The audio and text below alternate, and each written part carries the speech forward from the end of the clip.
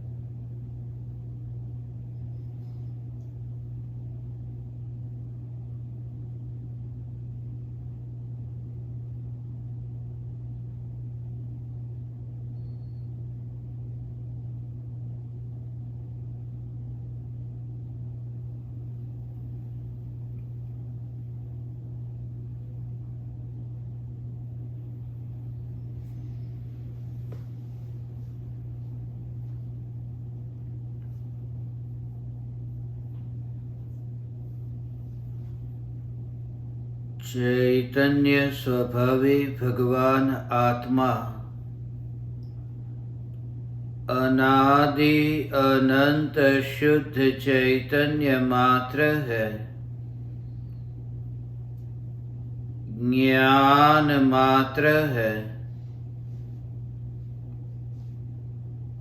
मैं शुद्ध चैतन्य मात्र, ज्ञान मात्र भगवान आत्मा हूँ। प्रति समय यह जागृति बनी रहे। इस जागृति का नाम धर्म है। देह की प्रत्येक क्रिया के काल में और विकल्पों के बहते प्रवाह के काल में ज्ञानी को प्रति समय यह जागृति रहती है कि मैं चैतन्य तत्व इस देह की किसी भी क्रिया में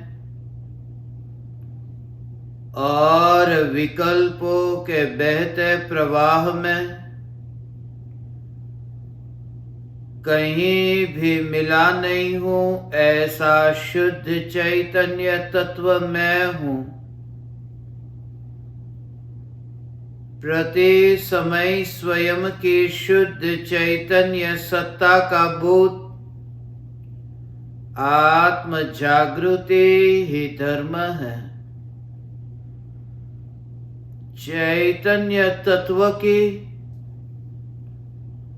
स्व संवेदन प्रत्यक्ष निर्विकल्प अनुभूति होते ही देह होने पर भी देहातीत दशा प्रकट होती है। ज्ञान में ज्ञान की अनुभूति का स्वीकार होते ही उस अनुभूति में इंद्रियों के परमाणुओं का सहज ही अस्वीकार होता है। एक समय की श्रद्धा की पर्याय में त्रिकाली ध्रुव न्यायक देव टंकोत्कीर्ण होते ही अनंत सिद्ध परमात्मा श्रद्धा में विराजमान होते हैं। एक सिद्ध परमात्मा का आदर होते ही अनंत सिद्ध परमात्माओं का आदर होता है। निज न्यायक देव की यथार्थ भक्ति होने पर अनंत वितरागी देवों की यथार्थ भक्ति होती है। निश्चय प्रकट होते ही सहज व्यवहार प्रकट होता है। मगर ऐसा अपूर्व निश्चय जब प्रकट होता है, उससे पूर्व निरंतर चैतन्य तत्व विचार चलता है, निर्णय होता है, निश्चय होता है, तब अनुभव होता है। इसलिए इतनी प्यास लगे, फिर पानी की खोज करने के लिए कुछ करना न पड़ेगा। चैतन्य परमात्म तत्व की अनुभूति के लिए कुछ भी नहीं करना पड़ता। करने से होता तो जो वैज्ञानिक चांद तक पहुंच गए वे अपने तक क्यों नहीं पहुंचे? जो वैज्ञानिक इतने ग्रह नक्षत्र इतनी खोजें करते हैं, वे अपने को क्यों नहीं पा सके? एक ही कारण से, क्योंकि जगत की सभी पराई वस्तु करने से मिल सकती है, मगर चैतन्य तत्व की अनुभूति करने से नहीं होती है। मैं ये करूं वह भाव ही अनुभूति से वंचित करता है, क्योंकि वह भाव ही स्वभाव से विपरीत दिशा की ओर ले जाता है। इसलिए यह जागृति चैतन्य सत्ता मात्र, यह चैतन्य सत्ता मात्र, यह जागृति। कितने राग और द्वेष हुए इसका तो हिसाब ही नहीं, मगर कितने पदार्थों का प्रतिबिंब मुझ में पड़ा उसका भी हिसाब नहीं। वही तो चैतन्य की स्वच्छता है। यह भगवान आत्मा मैं हूं। ऐसा शुद्ध चैतन्य परमात्मा, यह शुद्ध चैतन्य परमात्मा, यह न्यायक देव। दर्पण जैसे निर्विकल्प है न, दर्पण पर कोई धूल आकर के चिपके तो दर्पण हिसाब नहीं रखता कि ये धूल कहां से आई, ये धूल क्यों आई, ये धूल कितनी देर के लिए रही। दर्पण के पास में कोई हिसाब नहीं। जैसे दर्पण के पास में धूल के लिए कोई हिसाब नहीं, ऐसे ही दर्पण के पास जो पदार्थ दर्पण में प्रतिबिंबित तो होते हैं, उन पदार्थों का भी हिसाब नहीं।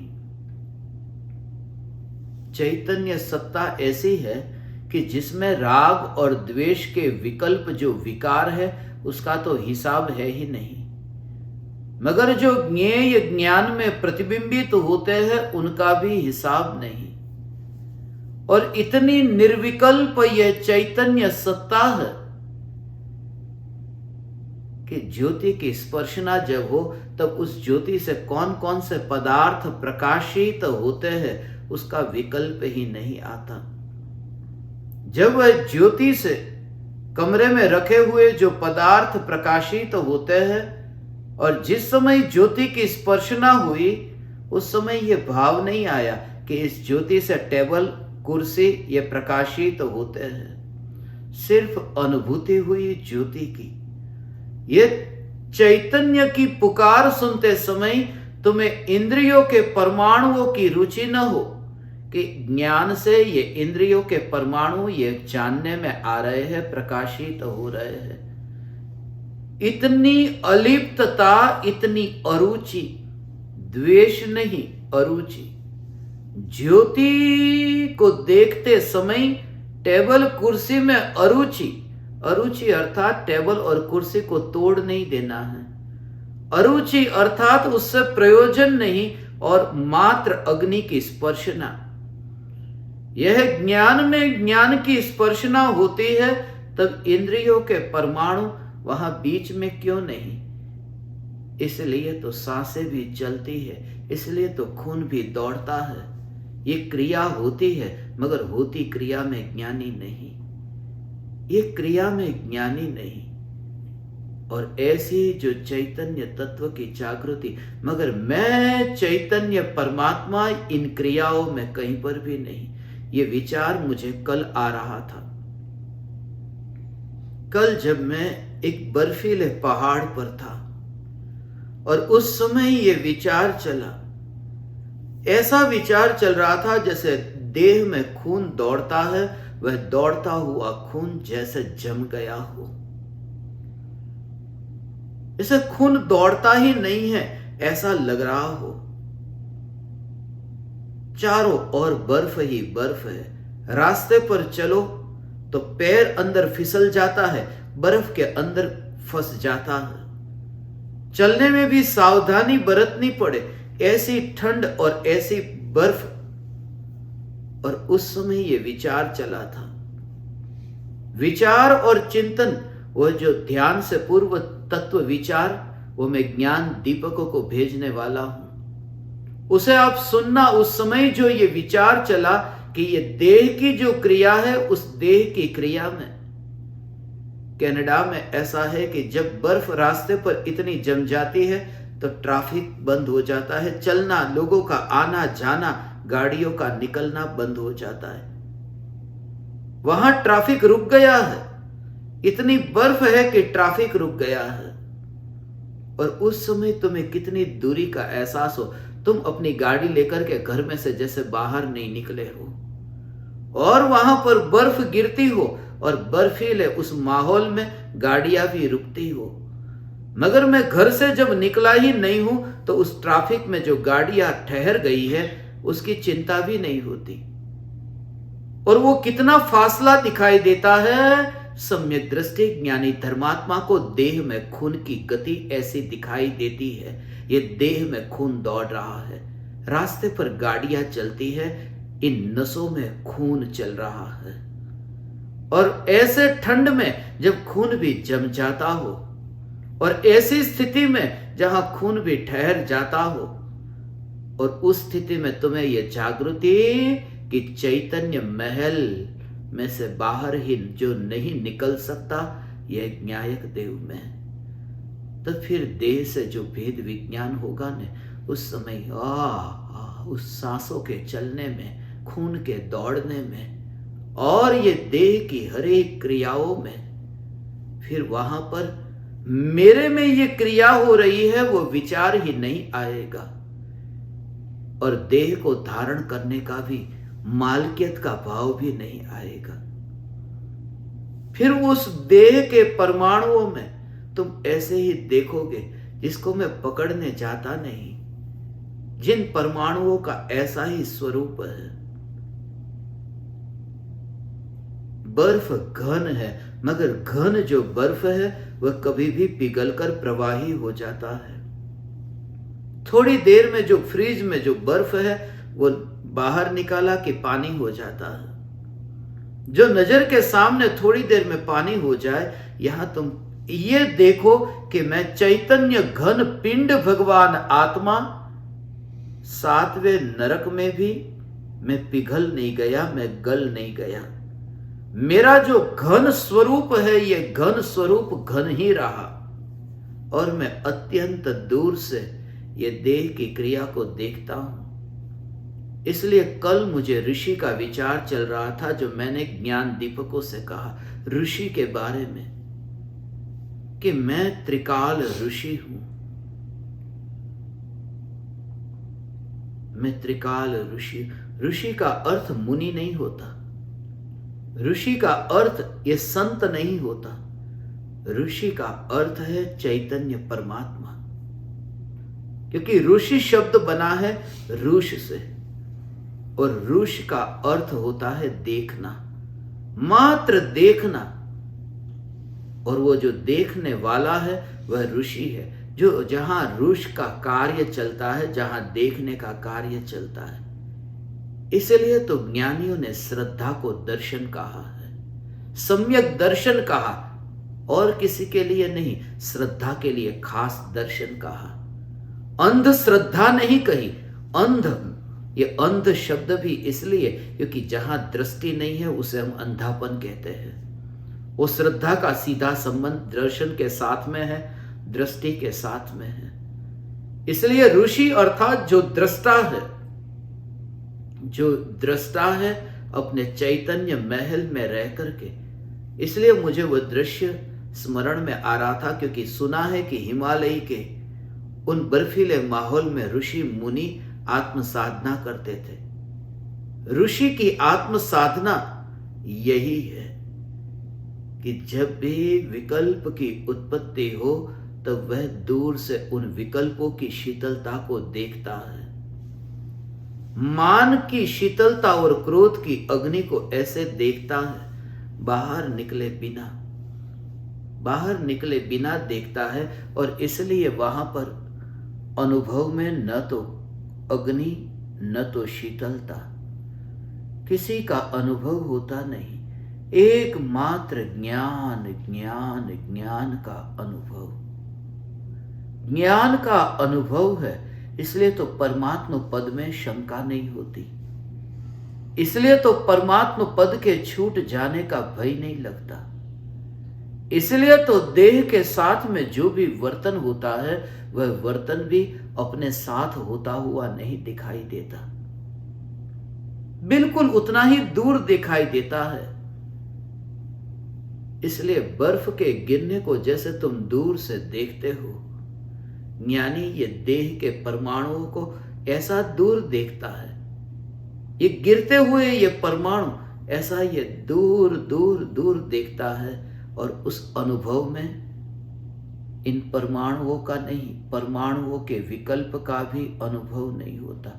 इसलिए देह की जो क्रिया होती है ना, यहां पर कार्य, कुछ भी कार्य यहां पर नहीं हुआ तो एकमात्र जानना, ये जानना जानना जानना जानना ये कार्य हुआ।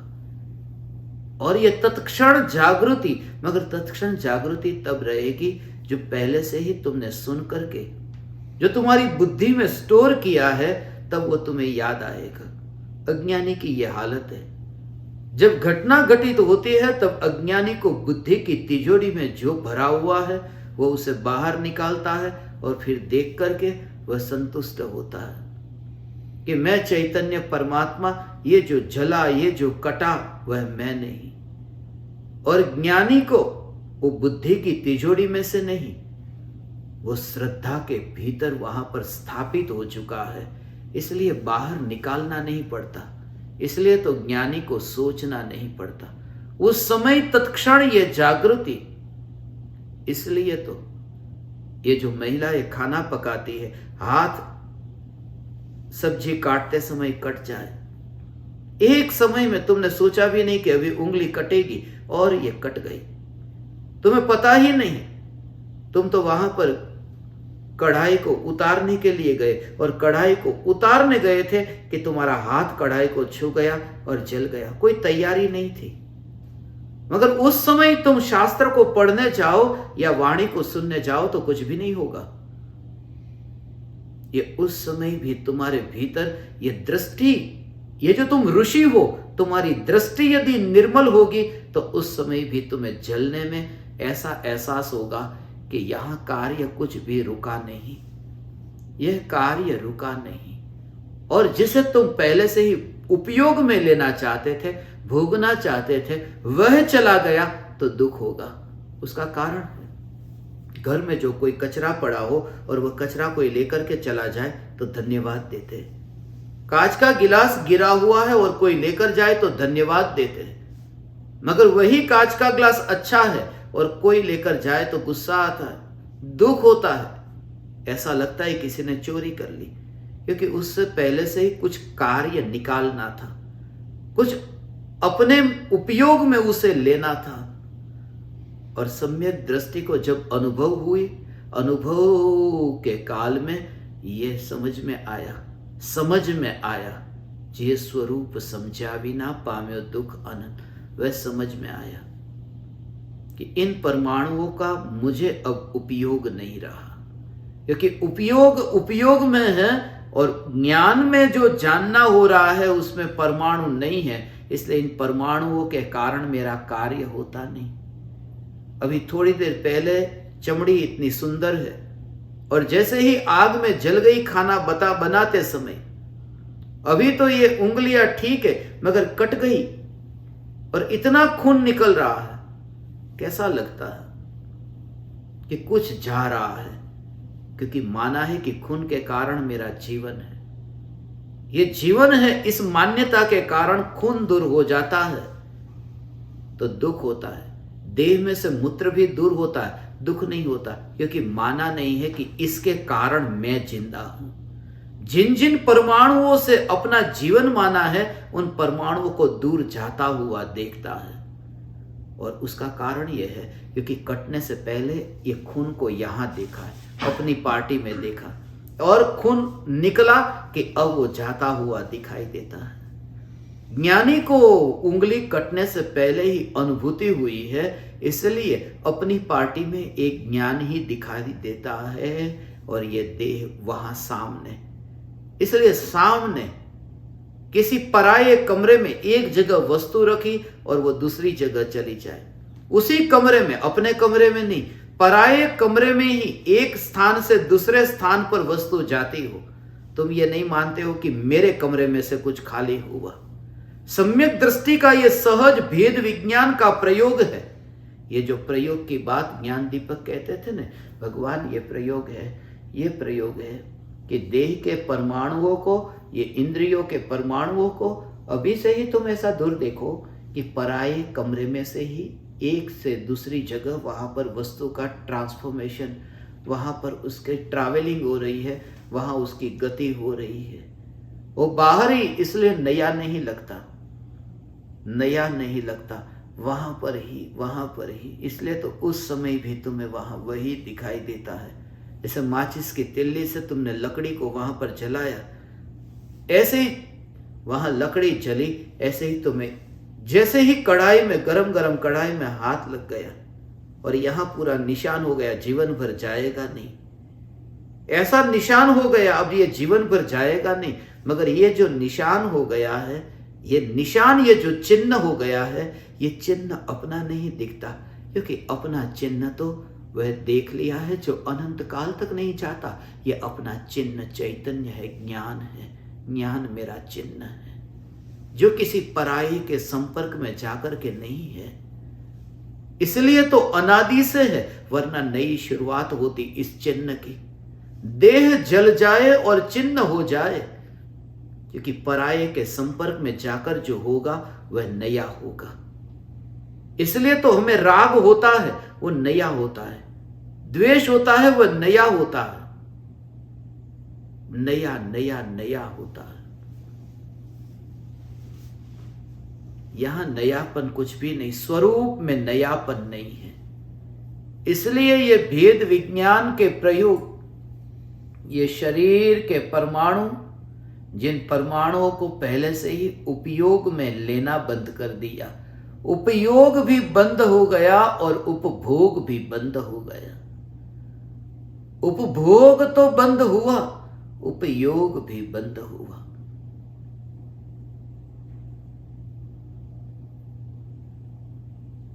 इसलिए जब तुम्हें ऐसा लगे कि मेरा कार्य किसी के कारण अटकता नहीं है, तुम ऐसा निर्भय हो जाओ, ऐसे निर्भय हो जाओ कि मेरा कार्य किसी के कारण अटकता नहीं है। और सम्यक दृष्टि ज्ञानी धर्मात्मा की श्रद्धा पता है कितनी गहराई में उनकी श्रद्धा है।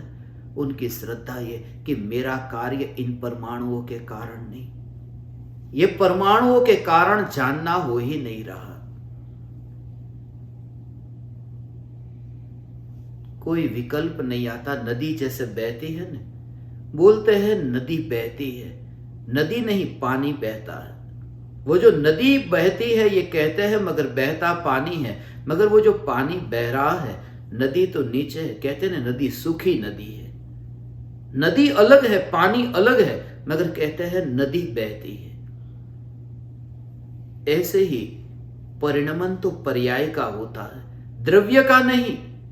मगर कहने में यह आता है कि द्रव्य निरंतर परिणमित हो रहा है, नदी बह रही है।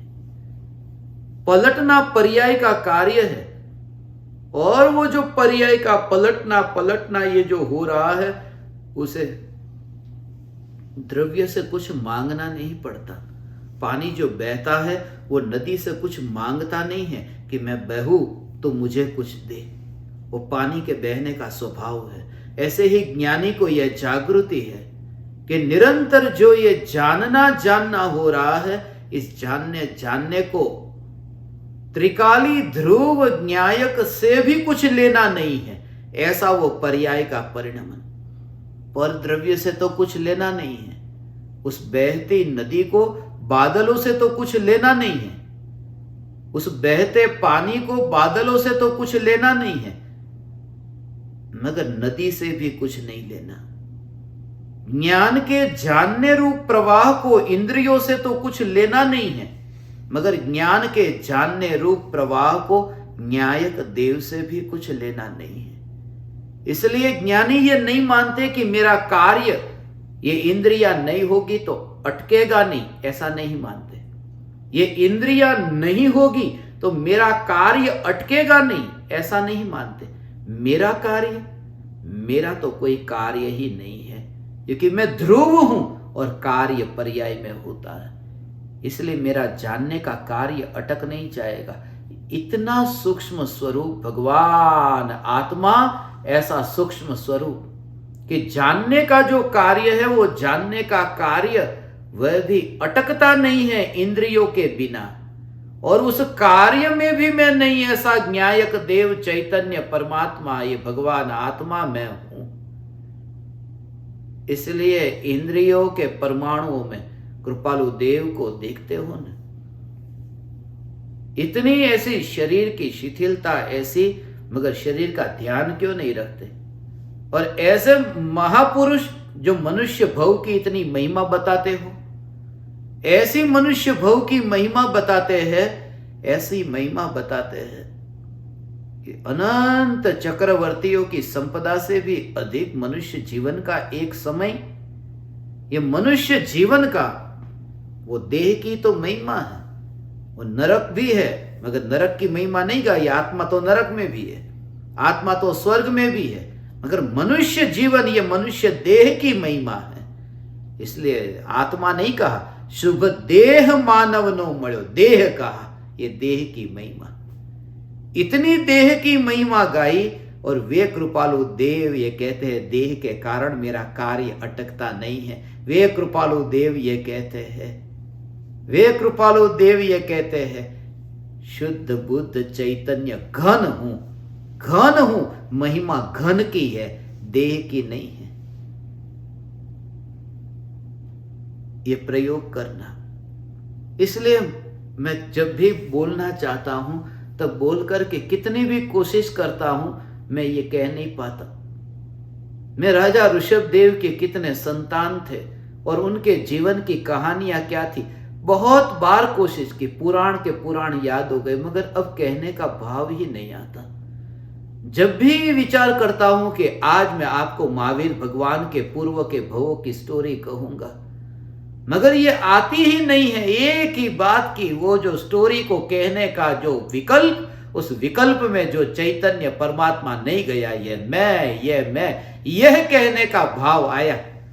ये चैतन्य परमात्मा, चैतन्य ऐसी हे ज्ञान दीपक, ये चैतन्य तत्व की रुचि और चैतन्य तत्व की सत्ता पर ऐसी श्रद्धा, ये सत्ता पर श्रद्धा, प्रवाह पर नहीं, प्रवाह में नहीं बहने वाली ये चैतन्य सत्ता पर ऐसी श्रद्धा। इसलिए तो सम्यक दृष्टि को आज मृत्यु हो तो मंजूर है, और लाखों वर्षों तक जीवन मिले तो भी मंजूर है। यह कृपालु देव की वह दशा थी। ऐसा जल्दी से अब देह छूट जाए ऐसा नहीं कहा, या यह भी नहीं कहा कि अब लंबा लंबा आयुष्य मिले, अब थोड़ा मुझे दवाई दे दो, मेरा थोड़ा ध्यान रखो, वैद्य को बुलाओ। वैद्य को बुलाओ क्या, तुम मुझे मत बुलाना, वैद्य को तुम बुलाओ, ऐसा नहीं मुझे ही तुम मत बुलाना। वैद्य को बुलाने की बात तो दूर की है, मुझे ही तुम मत बुलाना। और मृत्यु का भय नहीं, ऐसी दशा भगवान आत्मा, ऐसी चैतन्य चैतन्य चैतन्य की दशा, ऐसी दशा तुम्हें प्रकट होगी। मगर चिंतन जो तुम्हारा हो, तत्व विचार जो तुम्हारा चले, उस तत्व विचार में घूम फिर करके तुम कहीं पर भी जाओ, कहीं पर भी तुम जाओ, घूम फिर करके स्वरूप की ओर ही तुम्हारा आना हो। कोई भी विचार चले, विचार सीधा चैतन्य परमात्मा तत्व पर। शुरुआत में ऐसा होता है। अब कल जहां पर मैं बर्फ के ऊपर बैठा था, पता ही नहीं था वहां, अंत में तो ऐसा लगा था कि जहां मैं नीचे बैठा हूं जैसे बर्फ है और बर्फ के साथ में ये देह ऐसा जम गया हो। और मुझे कहते थे, ज्ञान दीपक मेरे साथ में थे, ज्यादा नहीं बैठना, मगर वो रुका ही नहीं जाता। जब मैं कहता हूं चैतन्य चैतन्य चैतन्य चैतन्य, ये चिंतन की धारा चले, फिर ये चिंतन की धारा चले और देह छूट जाए तो मंजूर है। ऐसी स्थिति में देह छूटे तो मंजूर है चैतन्य की एकाग्रता में।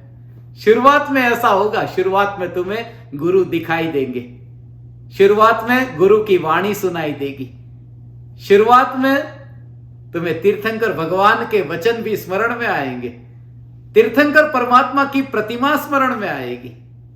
ये शुरुआत में। मगर जब तुम वहां पर गए और फिर तुम्हारा वो जो चैतन्य तत्व विचार चला, और ऐसे चैतन्य चैतन्य चैतन्य चैतन्य की मस्ती, ऐसा हो उनके साथ ही देह देह में भेद है, मगर ये चैतन्य परमात्मा, ऐसा हो चैतन्य चैतन्य चैतन्य परमात्मा। उसमें भी ऐसा भाव आ रहा था जैसे कहीं जाना हो न, तो उस जाते समय भी ऐसा ही कि बस अंतिम ध्येय तो वही है। जैसे यू टर्न लेना हो न, ऐसा यू टर्न कल मुझे दिखाई दिया। मेरे अंदर में जो विचार चल रहा था वो आगे गाड़ी जाती है, और फिर जब तुम्हारी गाड़ी आगे जाती है और तुम्हें यू टर्न लेना है, तुम्हें पता है कि आगे नहीं जाना है, भले जाना आगे हो रहा है मगर तुम्हें यू टर्न लेकर के पीछे आना है। तुम्हें पता है क्रिया हो रही है उल्टी दिशा की, मगर यात्रा कहीं और होने वाली है। बर्फ के अंदर भी जीव होते हैं। जब वो बर्फ ऊपर से गिरती थी ना, ऊपर से नीचे की ओर गिरती हुई बर्फ को मैंने देखा, उस समय ये विचार आया था कि ये यू टर्न लेने वाले हैं। अभी ऊपर से नीचे की ओर जा रहे हैं, मगर नीचे से सिद्ध शिला की ओर जाएंगे। ये यू टर्न लेने वाले सिद्ध परमात्मा है। ये एकेंद्रीय नहीं है, ये परमात्मा है। अग्निकायिक अग्निकायिक नहीं, ये जलकायिक जलकायिक नहीं। और ऐसा जब दिखाई दे तो फिर वो बर्फ नहीं दिखाई देता, बर्फ के पड़ोस में सिद्ध दिखाई देता है। जैसे सिद्ध शिला के ऊपर सिद्ध परमात्मा है, ऐसे ही बर्फ के पड़ोस में सिद्ध परमात्मा है। मैं सिद्ध परमात्मा भगवान, ऐसा सिद्ध परमात्मा। देह की पकड़ नहीं, पकड़ नहीं, पकड़ नहीं अर्थात देह को ढीला छोड़ दो, ऐसा नहीं कहता। जैसे पलंग पर तुम लेट जाओ और शरीर को बिल्कुल ढीला छोड़ दो, ये नहीं कहता हूं। पकड़ नहीं, पकड़ नहीं अर्थात उसमें तुम्हारी चेष्टा नहीं। पकड़ नहीं अर्थात जो कार्य तुम्हारा यहां हो रहा है, उस कार्य के काल में, जो कार्य तुम्हारा यहां हो रहा है, उस कार्य में तुम्हें देह कहीं ऐसा दिखाई नहीं देता। ये कार्य इतना सहज दिखाई दे, जैसे कोई व्यक्ति चलता है, लकड़ी के सहारे की जरूरत नहीं पड़ती। ये दृश्य जैसे तुम्हें दिखाई दे कि लकड़ी के सहारे की जरूरत नहीं पड़ती, अपने आप चल रहा है।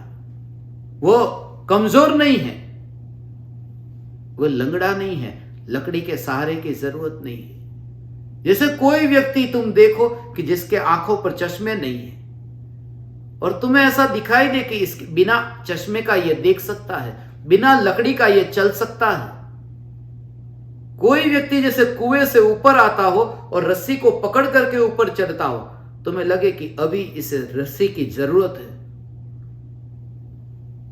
ज्ञानी को ऐसा दिखाई देता है कि न तो चश्मे हैं, न तो लकड़ी है, न तो रस्सी है, फिर भी कार्य हो रहा है, फिर भी ये जानना हो रहा है जिसने किसी को पकड़ा नहीं है।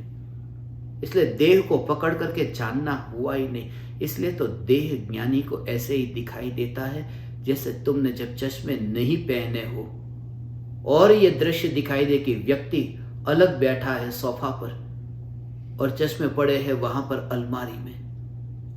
ऐसे ही चश्मे नहीं, ये पांचों इंद्रियों के परमाणु, और कार्य अपना अटकता नहीं है। हे चैतन्य परमात्मा, ऐसे तुम देह को ऐसा तुम देखो दूर, इसलिए तो देह को ऐसा दूर देखो, इसलिए तो राख को और बर्फ को एक और देखो।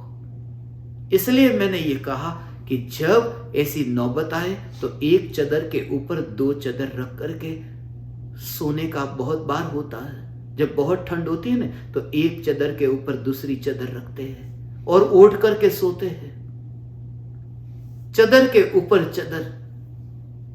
और ऐसा तुम्हें दिखाई दे कि चादर के ऊपर चादर। वो दृश्य मैंने कल देखा कि बर्फ की चादर है और उसके ऊपर भी एक राख की चादर है। बर्फ के एक चादर पर राख की चादर है, मगर मैंने न तो बर्फ की चादर को ओढ़ा है न राख की चादर को। और मैं चैतन्य परिपूर्ण परमात्मा जो दिगंबर हूं, जो नग्न हूं, जो निर्ग्रंथ हूं, ऐसा चैतन्य निर्ग्रंथ जब दिखाई दे तब फिर मुनि, निर्ग्रंथ मुनि की भक्ति होती है। आंखों से नहीं, दृष्टि से होती है, तब मुनि की पहचान हुई। इस वजह से क्योंकि मुनि को जब वह देखेगा तब मुनि को देखेगा तो वह देखेगा कि जैसे मुझे यहां नग्नता दिखाई दी ऐसी नग्नता उन्हें भी दिखाई दी और यह दशा प्रकट हुई। पहले तो बाहर की दशा दिखती थी, अब वह मुनि के दर्शन करते समय भीतर में जो नग्नता मुझे दिखाई दी ऐसी नग्नता यहां मुनि में है, जो मुनि ने देखी है। और बाहर में यह रूप जो शरीर की दृष्टि से यह दिखाई देता है, मगर ओढ़े नहीं हो। ऐसे ही तुमने भी अपने ओढ़ने के वस्त्र को जैसे अलमारी में रखा हो, ऐसे ही तुम इस देह को देखो, कुर्ता पजामा को नहीं, कोट को और टोपी को नहीं, इन परमाणुओं को। आंखों को ओढ़ो मत, कान को ओढ़ो मत, क्योंकि जरूरत ही नहीं है। इतनी परिपूर्णता है जहां विकल्प नहीं है। विकल्प आता है ना, ओढ़ने का विकल्प आता है, ओढ़ने का विकल्प आता है, ओढ़ा देने का विकल्प आता है, ये तो विकल्प आता है।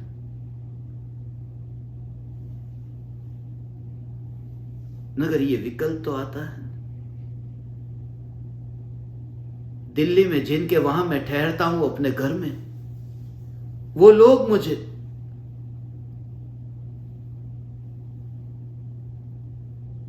ऐसा नहीं कहते हमें एक गुरु की जरूरत थी, गुरु हमें मिल गए, ऐसा कभी नहीं कहते। बहुत टाइम से गुरु को खोज रहे थे, गुरु मिल गए, ऐसा नहीं कहते। एक बच्चे की जरूरत थी, बच्चा मिल गया। लाला चाहिए था, लाला मिल गया। जब मैं लेटता हूं तो मैं वहां पर ओढ़ता नहीं हूं, वो लोग श्री कृष्ण को जैसे वो ओढ़ाते खिलाते ऐसे मुझे ओढ़ाते। उस समय मुझे ये पहली बार भाव आया था कि मैं ओढ़ने वाला नहीं हूं, कोई ओढ़ा रहा है।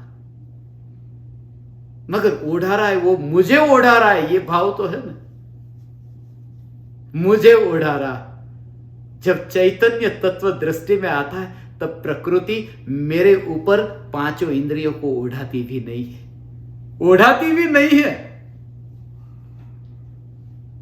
और अनंत काल तक ओढ़ा नहीं सकती। ऐसा में चैतन्य परमात्मा ये आंख कान को ओढ़ाए कोई प्रकृति इन परमाणुओं को, क्योंकि मैं अरूपी ऐसा परिपूर्ण चैतन्य परमात्मा, ऐसा परिपूर्ण परिपूर्ण परिपूर्ण चैतन्य परमात्मा, यह जागृति रहे भगवान। इसलिए गुरु के पद में उतना मजा नहीं है जितना बच्चे में।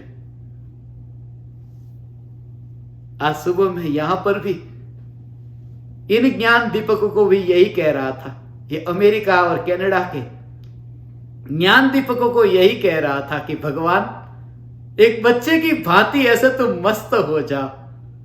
बच्चे, इसलिए तो बच्चा नग्न है, इसलिए तो बच्चा निर्ग्रंथ है। बच्चे में यही तो विशेषता है कि बच्चा प्राकृतिक है, सहज है। वस्त्र तो बाद में ओढ़ाए गए, ये कृत्रिम है, ये प्राकृतिक नहीं है। इसलिए तो मुनिराज नग्न है, क्योंकि प्राकृतिक है। जब भीतर में इतना नैसर्गिक प्रकट होने लगे तो बाहर में भी ऐसा नैसर्गिक बाहर का रूप तैयार हो जाता है। और जब इतना नैसर्गिक स्वरूप जब अंतर में अनुभव में आए, इतनी गहराई में जाए, तो नैसर्गिक दशा भी प्रकट होती है जो अशरीरी दशा है। कि वही तो स्वभाव है, जिस स्वभाव पर वस्त्र नहीं है, ऐसी दशा तुम्हें प्रकट हो। बहुत बार ये भक्ति की, मगर भक्ति का भाव ये नहीं समझा। भगवान हे चैतन्य परमात्मा, मैं इंद्रियों को ओढ़ने वाला नहीं। और ये दशा जब तुम्हें प्रकट होगी, इंद्रियों के परमाणु को ओढ़ने वाला नहीं, तुम बार बार अब अंतर में तुम्हारा कनेक्शन जुड़ता जाएगा। पहले तुम्हें एक एक घंटे में जो विचार चलता था, अब हर आधे घंटे में, अब 15 मिनट में, अब बार बार तुम्हारा जो विचार है वो अंतर में जाएगा। और उस समय मैं तुम्हें कह दूं कि कोई नहीं पहचानेगा जो तुम्हारे पास में है, और उसकी चिंता मत करना, क्योंकि मैं जब बर्फ पर लेटता हूं, कौन पहचानेगा पास वाला कि मैं इसे राख की दीवार, इसे राख की चादर और बर्फ की चादर और चादर के ऊपर चादर ये देखता हूं। ये दुनिया नहीं पहचानेगी, मगर जब तुम्हें वो अनुभव होगा, उसका आनंद उतना आएगा, उस आनंद के बल पर तुम्हें यह भी आकांक्षा नहीं रहेगी कि कोई मुझे पहचानता क्यों नहीं। इतनी उदासीनता, इतनी, इसलिए तो एकांत विहारी मुनि होते हैं, वहां कोई नहीं है, कोई नहीं है जिनको वे झुके, कोई नहीं है जो उन्हें झुके, न उनके गुरु है न उनके शिष्य है, और एकांत है। इसलिए मैंने ये कहा, एकांत की खोज में, क्योंकि भीड़ तुम्हें समझ नहीं पाएगी। इसलिए तुम आदत बनाओ एकांत में रहने की, क्योंकि यह स्वभाव है, एकांत में रहना यह स्वभाव है। भीड़ भ्रम पैदा करती है। निगोद में मैं अनंत के साथ में था, वो सत्य नहीं है। निगोद में भी मैं अकेला था। भीड़ से एक ऐसा भ्रम पैदा होता है, ये सब साथ में है। और मृत्यु जीवन भर के भ्रम को तोड़ा देती है, छुड़ा देती है, क्योंकि जाना अकेले को पड़ता है। तब पता चलता है कि भीड़ है ही नहीं, भीड़ मेरे साथ में है ही नहीं। पूरे जीवन भर ये मिथ्यात्व को ये पोषा था कि भीड़ मेरे साथ में है। और उस पछतावे से बचने के लिए मैं आप परमात्माओं से ये कहता हूं, भीड़ साथ में नहीं है। भीड़ माने ये देह के परमाणुओं की भीड़, वो मुझे समझ नहीं सकती। इतनी मेरे पास में रहती है मगर मुझे समझ नहीं सकती। मेरे परिवारजन मुझे समझ नहीं पाते, वो मुझे समझ नहीं पाते, परिवारजन समझ नहीं पाते। वो तो दूर का हुआ ना, क्योंकि मैं आज कनाडा में हूं और परिवारजन उमराला में है। वो मुझे समझ ही नहीं पाते, वो शिकायत नहीं रही। इसलिए क्योंकि जो बिल्कुल पास में, मैं कनाडा जाऊं तो कनाडा आए, अमेरिका जाऊं तो अमेरिका में आए, जहां जाऊं वहां साथ में आए। ऐसे ये परमाणु भी जब मुझे समझ नहीं पाते इतने पास में रह करके, तो ये उम्मीद भी क्यों रहे कि पति मुझे समझ नहीं पाता, पत्नी मुझे समझ नहीं पाती, कोई पराया मुझे नहीं समझ पाता। इसलिए ये शिकायत भी मिट जाती है। मैं अपने को समझ लूं, यह पर्याप्त है। इसका तुम प्रयोग करोगे ना तो तुम्हें समझ में आएगा। यह प्रयोग है। प्रयोग में यह नहीं करा था, यह प्रयोग नहीं करा था कि बैठ जाओ, पलाठी लगाओ और गाइडेड मेडिटेशन करके मैं कहूं, नहीं। यही प्रयोग है जो आज हम करेंगे, जो आज हम पूरे दिन भर जो प्रयोग करने जा रहे हैं, वो यही प्रयोग है। यही प्रत्यक्ष योग पाकर के यदि यह मौका गवाया तो फिर तो कभी नहीं। इसलिए तुम ये प्रयोग इन परमाणुओं को अलमारी में रखो। इन परमाणुओं को अलमारी में रखो, बस जैसे चश्मा वहां पर पड़ा हो उतना ही दूर उसे देखो। और देखोगे कैसे कि चश्मा अलमारी में होगा और मैं यहां पर किताब पढ़ता हूं। इससे तो श्रद्धा हुई कि किताब पढ़ सकता हूं, चश्मे की जरूरत नहीं है। और ये आंख और इंद्रिय के परमाणु को इतना पड़ोस में रखा और ये आत्मा का जानने का कार्य हो रहा है, जानना जानना जानना हो रहा है, ये कार्य तो हो रहा है। जैसे वो पढ़ने की क्रिया होती है ऐसे ही ये क्रिया तो हो रही है, पढ़ने की क्रिया की तरह ही ये क्रिया तो हो रही है, जानने की क्रिया हो रही है। किताब को पढ़ने की क्रिया नहीं हो रही है, मगर ज्ञेयों को जानने की क्रिया तो हो रही है। यहां तक कि कुछ भी मुझे दिखाई नहीं देता, अंधेरा ही अंधेरा जानने में आता है, मगर अंधेरा ही अंधेरा जानने में आता है, ये क्रिया का तो पता चलता है ना। ये भी कौन जानता है? अंधेरे, उस समय अंधेरे में भी जानने वाला तो वहां है ना।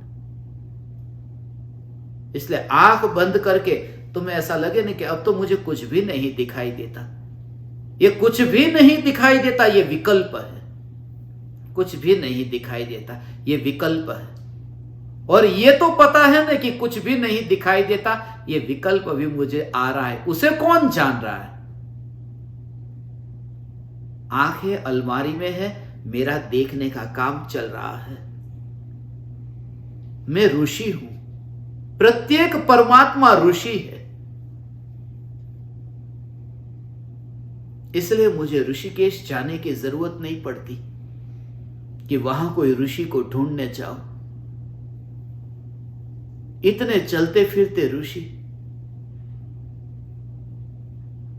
दर्शन, सम्यक दर्शन। इसलिए तो पश्चिम के देशों में फिलोसोफर को विचारक कहा है, हमने विचारक नहीं कहा। वो फिलोसोफर का मूल रूप से इतना गहरा चिंतक, फिलोसोफर इतना चिंतक, इतना जिनकी चिंतन की गहराइयां इतनी है। हमने चिंतन कहा ही नहीं, हमने विचारक नहीं कहा। असल में हमने कहा, नाम दिया उसके लिए दार्शनिक। हमने फिलोसॉफी का नाम दे दिया दर्शन शास्त्र। देखना यह महत्वपूर्ण है। तुम देखो, जाना बहुत, अब देखो। जाना है वो उधार है और देखा है वो स्वयं का। एक टीचर के पास जाकर के तुम जान सकते हो, वो जो तुम्हें पढ़ाएगा वो नोटबुक में लिख सकते हो, वो तुम कर सकते हो, मगर देखना ये नहीं हो सकता। देखने के लिए अपनी स्वयं की आंख चाहिए, वो पराई आंख से नहीं होगा। गुरु सिर्फ ज्ञान दे सकता है, श्रद्धा नहीं। गुरु सिर्फ उंगली से इशारा कर सकता है, चला नहीं सकता। गुरु का दीपक जो जलता हुआ वह है,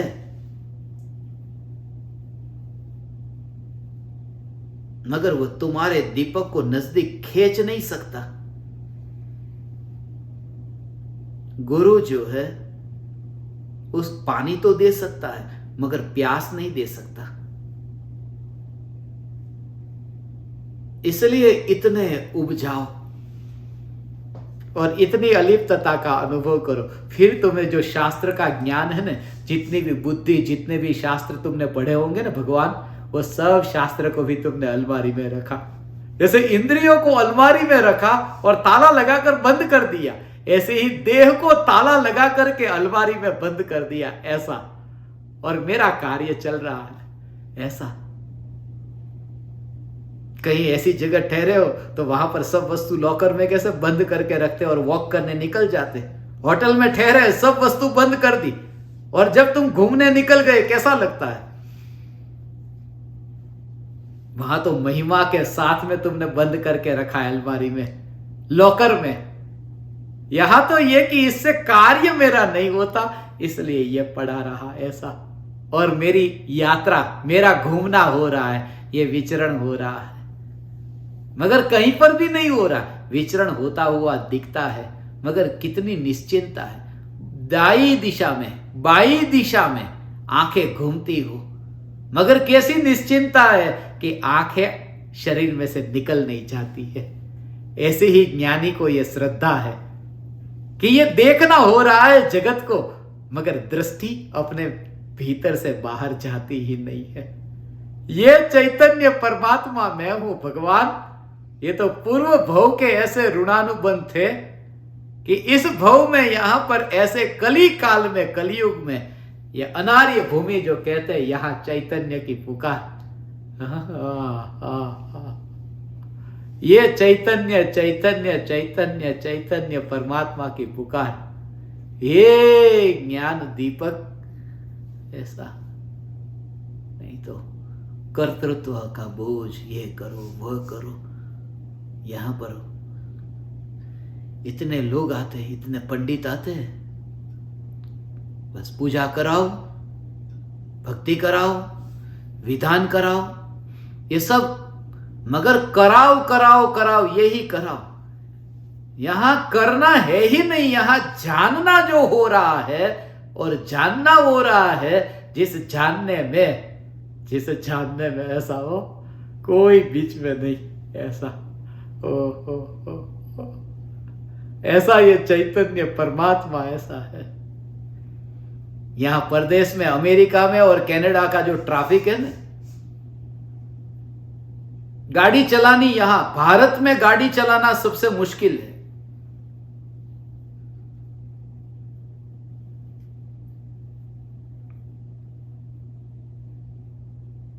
अमेरिका में गाड़ी चलाना बहुत आसान है।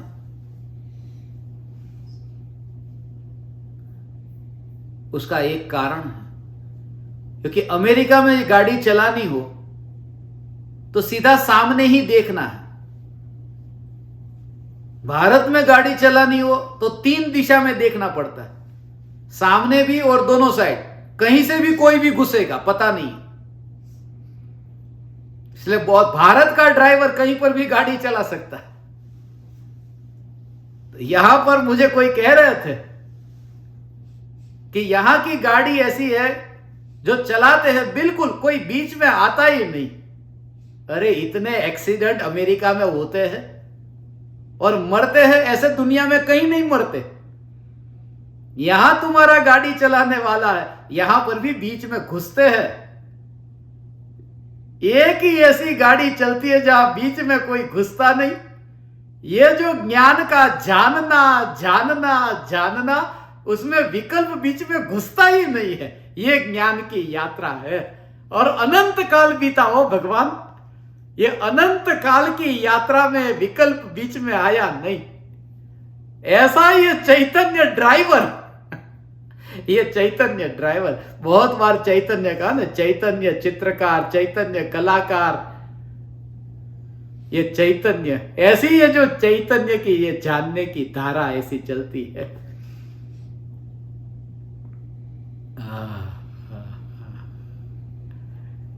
ऐसा भगवान आत्मा, हे ज्ञान दीपक, ये देह को ऐसे ही दूर देखो, देखो, जाना बहुत, अब देखो। दोनों को एक और बुद्धि से पार होकर के श्रद्धा में स्थापित करो। बुद्धि में रख दिया है, श्रद्धा में नहीं, और बुद्धि का ठिकाना नहीं। इसलिए कहता हूं ना, सिर पर चोट लग जाए ना तो बुद्धि चली जाती है, तो बुद्धि में विराजमान भगवान आत्मा भी चला जाता है। मगर श्रद्धा में स्थापित हो जाए तो मर जाए, एक बार नहीं, मरण हो तो भी श्रद्धा छूटती नहीं है। इसलिए तो सम्यक दृष्टि, यहां से अगले भव में सम्यक दृष्टि ही जाता है, मिथ्या दृष्टि नहीं हो जाता। क्योंकि श्रद्धा में आत्मा विराजमान था, उसको बिठाने के लिए भी तो कुछ चाहिए ना। कोई बड़ा सम्राट आता हो, उसके लिए कुछ तो चाहिए ना, आसन तो चाहिए ना। अभी कुछ दिन पहले ही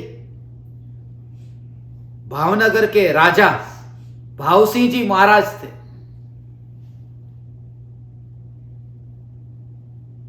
भावसिंह जी महाराज, उनके नाम से ही भावनगर नाम पड़ा। ये भावनगर में उनके बेटे के बेटे के बेटे के बेटे, उनके ग्रैंडसन, ग्रेट ग्रैंडसन, वो उमराला आध्यात्मिक साधना केंद्र में आए थे। तो ये सब तैयारी करते थे। मुझे तो एक ही विचार चल रहा था, सब तैयारी करके राजा आ रहे, राजा भावनगर के राजा, उसके लिए आसन तो ऊंचा चाहिए ना, कि एक राजा के लिए इतना ऊंचा आसन चाहिए, और राजा को ऐसी जगह पर बिठा दिया हो, कोई खोपड़ी के ऊपर राजा को बिठाए कि बैठ जाओ इसके ऊपर, तो कैसा लगेगा? एक राजा को खोपड़ी के ऊपर नहीं बिठाते, तो ये चैतन्य राज जो जीव राजा है, उसको आज तक खोपड़ी पर ही बिठाया है दिमाग में कि आत्मा हूं, मुझे पता है। ऐसा खोपड़ी में बिठा के रखा है, खोपड़ी में नहीं, उसे श्रद्धा में स्थापित करना है। और वो श्रद्धा भगवान, वो श्रद्धा अनंत काल तक इसलिए नहीं छूटती। ऐसी ये श्रद्धा अनंत काल तक नहीं छूटती। बिल्कुल श्रद्धा में विराजमान हो। राजा के लिए जैसे ऊंचा सिंहासन चाहिए, ऐसे ही में सिद्ध परमात्मा, अरूपी परमात्मा, वो अरूपी श्रद्धा में स्थापित होता है, वह रूपी में नहीं। ये बुद्धि रूपी है, बुद्धि को रूपी कहा है। क्षयोपशम ज्ञान भी रूपी, क्षयोपशम ज्ञान भी पर, उसको भी पर कह दिया, जड़ कह दिया, जड़ है। क्षयोपशम ज्ञान भी जड़ है। हजारों शास्त्रों का ज्ञान, वह ज्ञान जड़ है। समय सार 31वीं गाथा, ऐसा है वह ज्ञान भी, मगर वह दशा भगवान प्रकट होगी। तुम्हारे ऊपर बहुत दया मैंने की 2 दिन से, कि रात को जगाया नहीं है, मगर यह दया अब ज्यादा नहीं होगी। कभी भी तैयार रखना अपना फोन अपने पास में, और आधी रात को जैसे ही मैसेज आए तुरंत बैठ जाना। जो भी बैठेगा उसको एक एक चॉकलेट मिलेगी।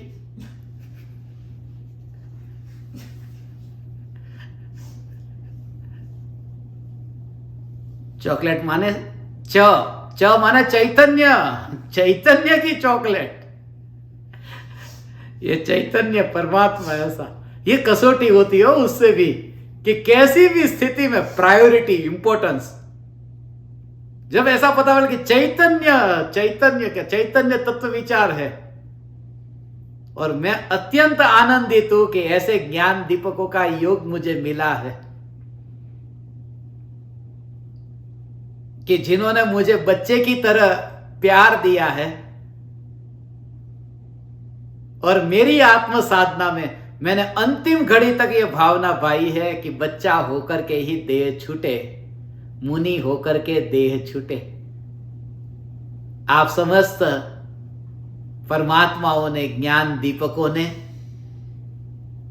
ये जो चैतन्य परमात्मा की पुकार सुनी, आज घर की, अभी आपका सोने का समय हो गया है भारत में, तो सब अपनी अपनी अलमारी में शरीर को रख देना, और बाहर रह करके चैतन्य की सत्ता का अनुभव करना।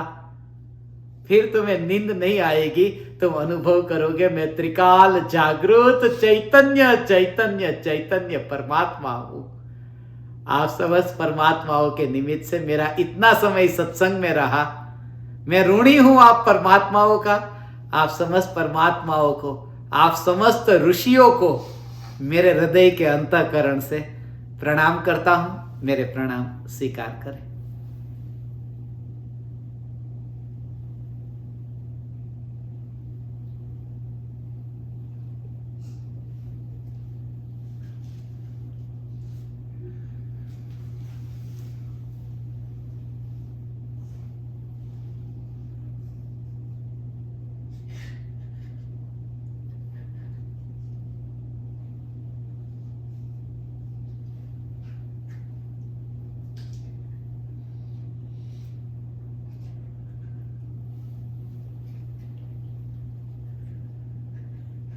अहो अहो श्री सद्गुरु करुणा सिंधु अपार, इस पामर पर प्रभु किया अहो अहो उपकार, अहो अहो उपकार। देह सहित जिनकी दशा वरते देहातीत, उन ज्ञानी के चरण